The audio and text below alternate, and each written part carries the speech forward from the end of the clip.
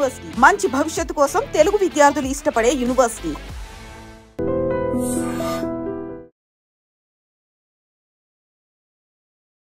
నమస్తే, welcome back to IT media. నేను మీ Jhansi.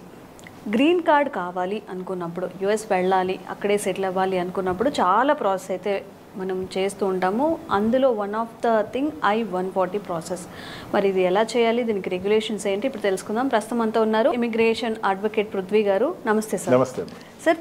What is the process of I-140? అసలు ఏంటిది? చాలామందికి అవేర్నెస్ లేదు. వాట్ ఈస్ I-140 అండ్ దానికి ఎలా మనం ఈ ప్రాసెస్ అంతా నడిపించాలి? I-140 is something called permanent residency in US.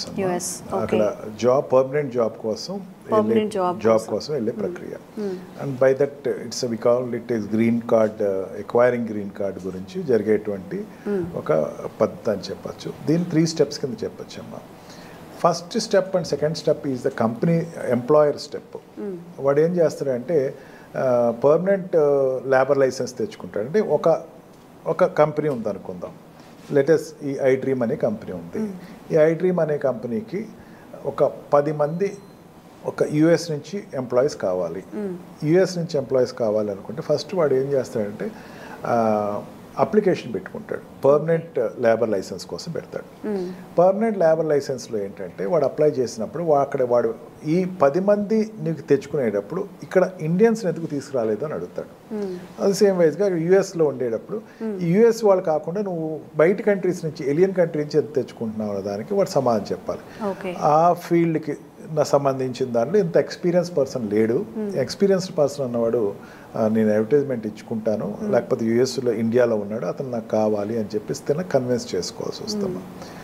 ఆ రకంగా వాడు I-140 ఇచ్చిన తర్వాత 1 డేలోనే అది త్రూ అయి పంపించేస్తాడు. తర్వాత ఇమీడియట్గా వాడు చేసేదంటే నెక్స్ట్ అడ్వర్టైజ్మెంట్ చేయాలమ్మా.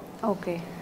I-140 అప్లై చేసేటప్పుడు బాగా కాషియస్గా వాళ్ళు ఏం పెట్టుకుంటారంటే మైండ్లో, ఫీజు కట్టినప్పుడు I-140కి ఈ ఎంప్లాయీ అన్నవాడు ఇక్కడ నాకు దొరకట్లేదు అన్నది కన్విన్స్ అయితేనే ఆ పర్మిషన్ ఫస్ట్ ఎంప్లాయర్కి వస్తుంది.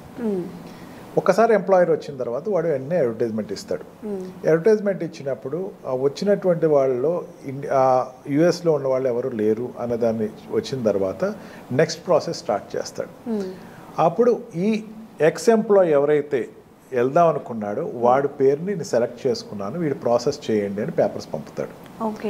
వాడు ఇది 2 రకాలుగా ఉంటారమ్మా. Already existing US non immigrant, already అమెరికాలో ఉండేటువంటి నాన్ ఇమిగ్రెంట్స్ ఎవరు ఉంటారమ్మా? F1 వీసాలో కానీ, B2 వీసాలో కానీ, లేకపోతే F1 వీసాలో కానీ, లేకపోతే H1B వీసాలో ఉన్న వాళ్ళు ఉంటారు. F1 వీసా వాళ్ళు ఉండరండి, స్టూడెంట్ వీసాలో దీంట్లో ఉండరు. H1B వీసాలో కానీ, F1 వీసాలో కానీ, B2 వీసాలో కానీ, డిపెండెంట్ వీసాలో ఉన్న వాళ్ళు కానీ వీళ్ళు ఉంటారు అక్కడ. E2 వీసాలో కానీ వీళ్ళకి అప్లై చేసేటప్పుడు పలానా వాడు ఉన్నాడు, అమెరికాలోనే ఉన్నాడు, పలానా వాడిని ఎక్స్ అనేటువంటి వ్యక్తిని, ఆ సుబ్బారావు వెంకటయ్యనో నేను తీసుకుందాం అనుకుంటున్నాను, అతన్ని నేను అప్లై చేద్దాం అనుకుంటున్నాను అని చెప్పిన తర్వాత అక్కడ ఉండే వాళ్ళని సర్వీస్ ఎక్స్టెన్షన్ అంటారమ్మా.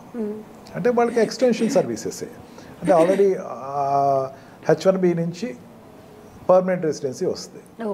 అదే కాకుండా ఇండియా నుంచి ఎవరైనా తెచ్చుకుంటున్నాను ఇట్లాగా దీనికోసం అని చెప్పేసరికి వాడికి ఇంటర్వ్యూ కండక్ట్ చేస్తారన్నమాట. వాడికి మన వీసా ప్రాసెస్ ద్వారానే వెళ్తారు. వీసా ప్రాసెస్లో వెళ్ళినప్పుడు వాడిని అడిగే క్వశ్చన్స్ వాడిని అడుగుతారు. అదంతా అయిపోయిన తర్వాత వాడు 485 డాక్యుమెంట్, వాడు I-485 డాక్యుమెంట్ వాడు సబ్మిట్ చేస్తాడు. అంటే తన గురించి చెప్పుకుంటే వాడు అప్లికేషన్ ఇస్తాడు అన్నమాట. ఆ అప్లికేషన్ ఇచ్చిన తర్వాత దాని త్రూ అయ్యి వాడికి లెటర్ వస్తుంది, నీకు ఇగో నీ జాబ్ ఇది పర్మనెంట్ రెసిడెన్సీ లేకపోతే గ్రీన్ కార్డ్ అన్నది ఇచ్చాము అని చెప్పేసి వాడు గ్రీన్ కార్డ్ ఇవ్వడం జరుగుతుంది అనమాట.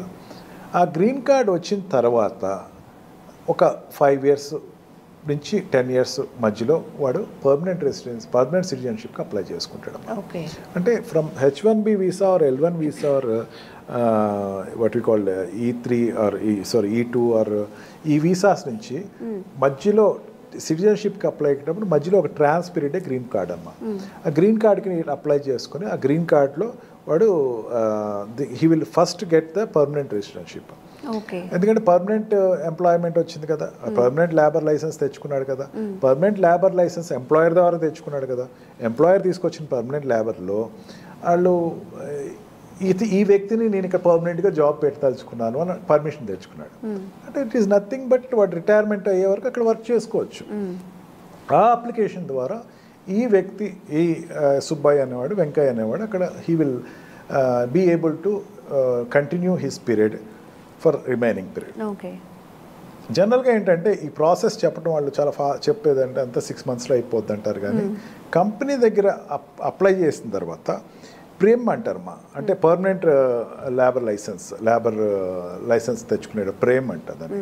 ఆ ప్రేమ్ తెచ్చుకునేటప్పుడు ఆ కంపెనీ ఖచ్చితంగా చెప్పగలగాలి, ఎస్ నాకు ఈ లేబర్ లైసెన్స్ పలానా ఇంతమంది వ్యక్తులు కావాలి, 10 మంది ఎంప్లాయ్మెంట్ కావాలి, ఐ డ్రీమ్కి 10 మంది ఎంప్లాయీస్ కావాలి, వీళ్ళు యూఎస్లో ఉన్నారు, లేకపోతే వీళ్ళు యుగాండాలో ఉన్నారు, లేకపోతే వీళ్ళు లండన్లో ఉన్నారు చెప్పగలగాలి.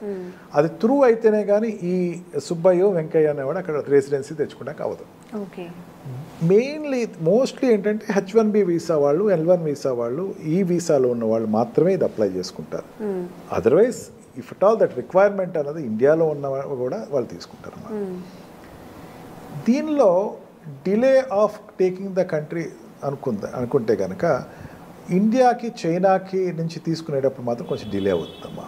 Unlike other countries, some specific countries, కొన్ని స్పెసిఫిక్ కంట్రీస్లో అయితే విత్ ఇన్ మంత్స్లో అయిపోతే ఇండియా నుంచి వాళ్ళు సెలెక్ట్ చేసుకునేటప్పుడు, ఎందుకంటే జనాభా ఎక్కువ మంది అక్కడ ఉన్నారు, వాళ్ళు అందరికీ ఇచ్చేసారనుకోండి, ప్రతి వాడికి వీసా గ్రీన్ కార్డ్ వచ్చేస్తుంది. అందుకని వాళ్ళకి కొంచెం లేట్ అవుతుంది.